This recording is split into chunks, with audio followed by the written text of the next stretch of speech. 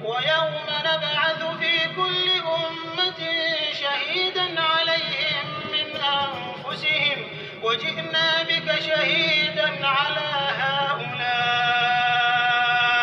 ونزلنا عليك الكتاب تبيانا لكل شيء وهدى ورحمة وبشرى للمسلمين.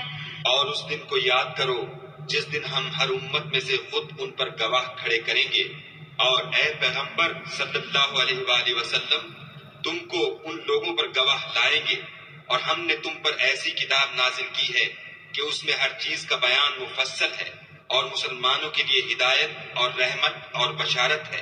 ان اللہ یأمر بالعدل والإحسان وإیتاء ذی القربى وینہی عن الفحشاء والمنکر والبغی یعظکم لعلکم تذکرون. خدا تم کو انصاف اور احسان کرنے اور رشتہ داروں کو خرچ سے مدد دینے کا حکم دیتا ہے، اور بے حیائی اور نامعقول کاموں سے اور سرکشی سے منع کرتا ہے، اور تمہیں نصیحت کرتا ہے تاکہ تم یاد رکھو. And mention the day when we will resurrect among every nation a witness over them from themselves. And we will bring you, O Muhammad, as a witness over your nation. And we have sent down to you the book as clarification for all things, and as guidance and mercy and good tidings for the Muslims.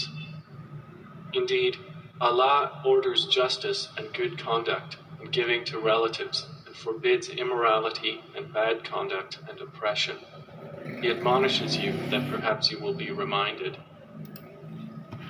اعوذ باللہ من الشیطان الرجیم، بسم اللہ الرحمن الرحیم. اب انسان کے دل میں پیسے کی محبت ہوتی ہے تو وہ پیسے، جن کے پاس پیسے ہوتے ہیں، پیسے والے امیر لوگ، ان کے پیچھے چلنا شروع کر دیتا ہے، اس طرف کھنچنا شروع ہو جاتا ہے، اس کی اٹینشن، ساری چیزیں اس طرف ڈائیورٹ ہو جاتی ہیں. اسی طرح اب یہ کینہ، بغض اور حسد دل کے اندر ہوگا، شرک ہوگا، اللہ کی باتیں نہیں ہوں گی، تو یہ بیماریاں خود دل کی اللہ کہہ رہے ہیں کینہ بغض قیامت والے دن ہم نکالیں گے.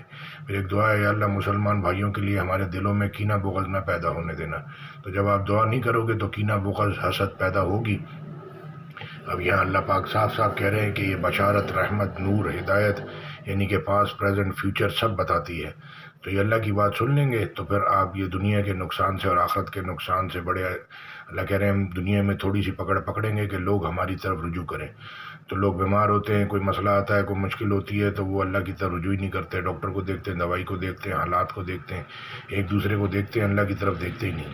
ابھی نئے چیف جسٹس صاحب آ گئے تو لوگ ان سے تعلقات بنانا شروع کریں گے، اور اللہ کے ساتھ میں وہ چلے جائیں گے، دوسرے آ جائیں گے، پھر ان کے ساتھ تعلقات بنائیں گے. تو اللہ کی طرف متوجہ ہونا ہے. ان سب کو اللہ نے بنایا ہے، سارے انبیاء علیہ السلام کو اللہ نے بنایا ہے. دنیا، زمین، آسمان، چاند، سورج، یہ ساری چیزیں، ساری نعمتیں اللہ نے بنائی ہیں. آیت میں ساتھ میں کاپی پیسٹ کر دوں گا. جزاک اللہ خیر.